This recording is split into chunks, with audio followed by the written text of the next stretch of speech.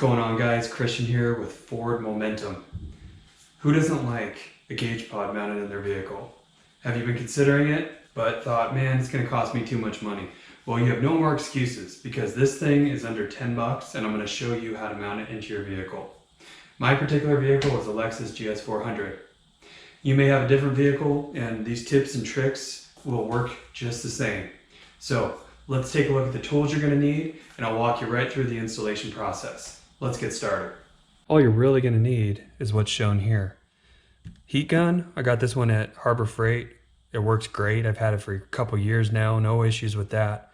You're obviously going to need the gauge pod itself, and I'll link that in the description of this video. It'll be handy to have an X-acto knife that's very sharp, because what's going to happen is you're going to want to cut possibly on this side right here to allow some wiring to go through, make sure there's no sharp edges. And then in my particular vehicle on the LEXUS GS series, the pillars have kind of a cloth material on them, and this Velcro will work great. You're going to put it on the inside portion of this once we get it molded, and it'll cling to the pillar. So you really don't have to drill holes, which is fantastic.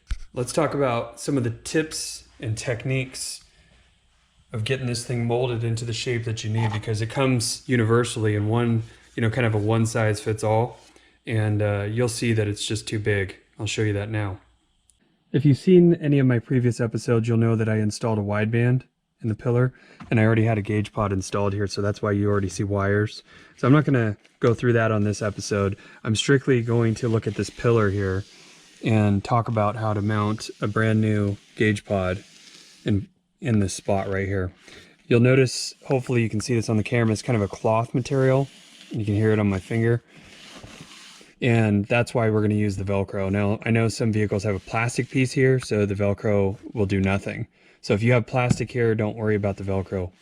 Okay, so first thing you want to do is get your new gauge pod and kind of size it up and take a look. So here it is, and you'll see that it's just way too big. Now, you're going to want to fit it on here and take a look and kind of see where you're going to want this mounted.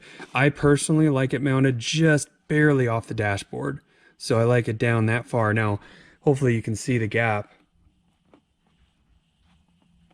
And basically what we're going to do with the heat gun is we're going to start to mold that piece so it fits on there better.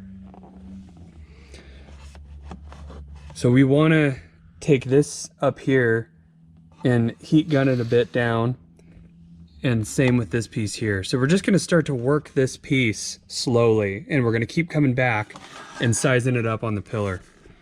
Let's take it over and start to kind of work the heat gun process. So everyone probably knows the saying, there's many ways to skin a cat, and there's a lot of different ways that you can do this, but this is the way I found that works really well. My workbench has a little area here that I can wedge this into, like so. And what I'm going to do is gently pull down as I heat this area uniformly. So that's the idea, and here we go. I'm just going to put the heat gun on one.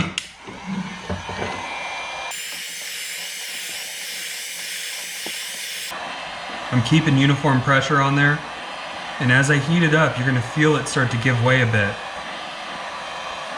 You don't want to overdo it, you want to keep the heat going. Sometimes you can switch it over to 2. To get good at this. I should see it start to bend down. Okay, let's take a look and see kind of where we're at. I know the other side needs to be at a little bit of a sharper angle and angled kind of down this way, but more from right up here. So I'm not going to put it as deep on my little setup here.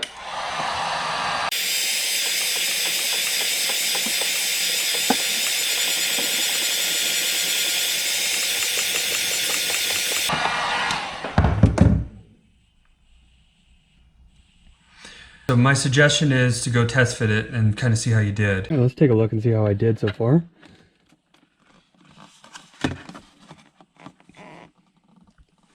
It does look better, but as you can see, there's still a pretty significant gap.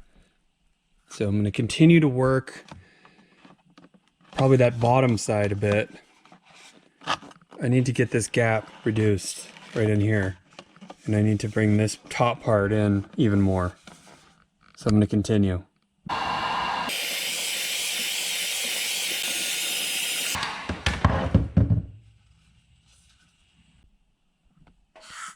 Still have a gap. Okay.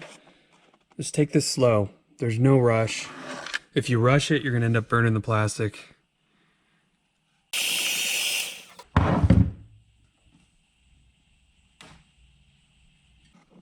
We also have a little more to go right up in here.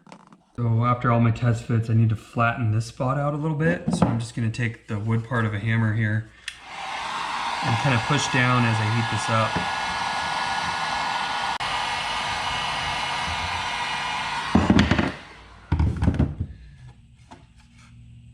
Another trick is you can take the end of a box wrench and you can just lightly push on places where you want it to kind of get smashed down.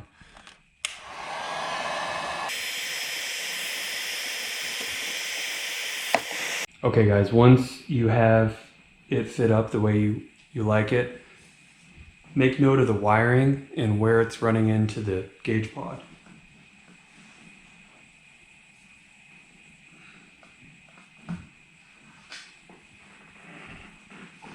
Because you're going to want to trim that sharp edge off.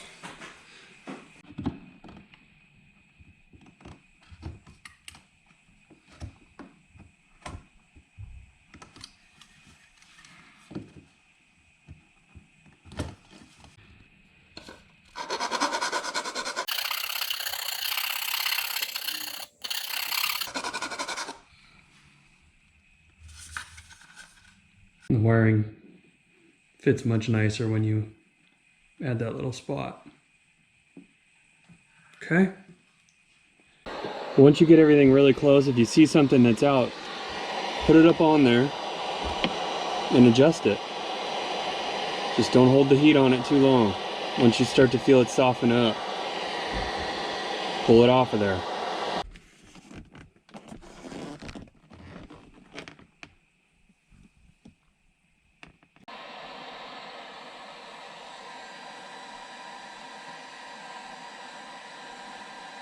Once you finish with your gauge pod forming, you want to cut 4 squares of hook and loop tape or Velcro.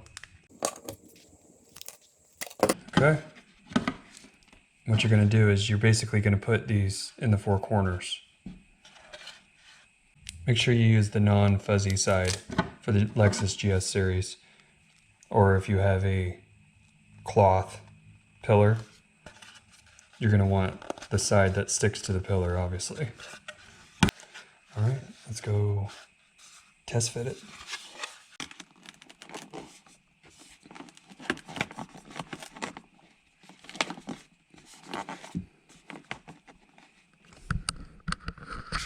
Okay, there you have it. And if I failed to mention already, this is a 52 millimeter, which is common size. So 52 millimeter gauges will fit inside of here.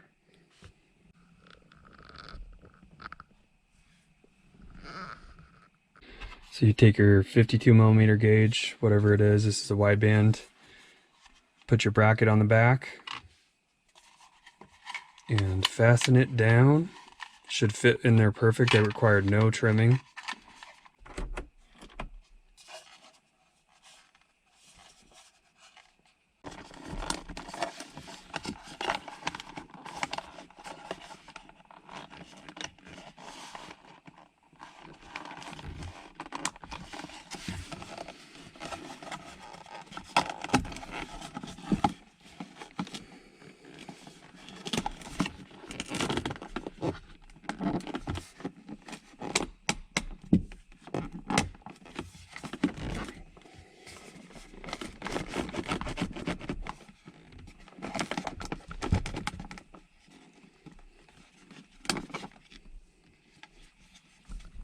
There you go.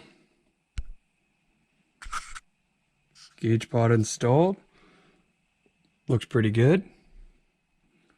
I hope you enjoyed the gauge pod mod episode. Under 10 bucks and you can have one installed in your car as well. If you liked it, be sure to hit that subscribe button so you don't miss any future episodes. Garage lights off.